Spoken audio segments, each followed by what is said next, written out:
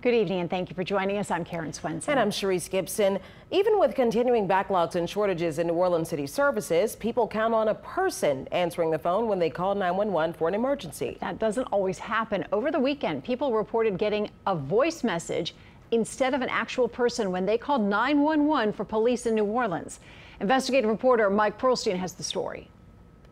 I was just walking home. Local musician David Symons was walking home from a gig at about midnight Saturday when he tried to alert police to a possible crime in progress. I saw someone apparently breaking into a truck, so I called 911. The answer he got was alarming. We are experiencing a high volume of calls, and a call taker will answer your call at any moment. But when moments became minutes, Symons said he followed the suggestion on the recording. The 911 voice message directed him to call the NOPD's non-emergency number.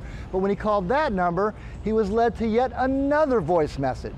It was the same story with the recording and waiting on hold, and so I eventually just decided to let nature run its course. I turned around and called 911.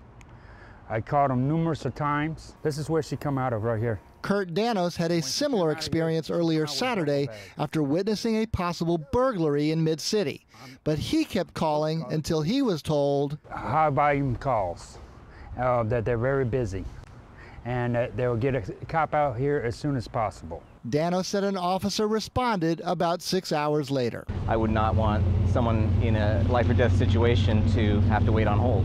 We heard back from the call center, and Director Tyrell Morris acknowledged that a shortage of employees can lead to a backlog of calls at peak times, and that this past weekend was one of those times. Mike Pearlstein, Eyewitness News.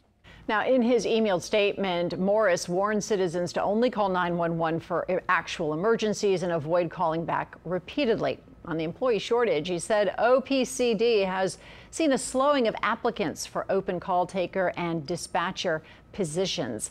OPCD has recently made adjustments to our recruitment process to streamline hiring of emergency communication specialists, and we look forward to welcoming our next cadre of recruits on October 18th.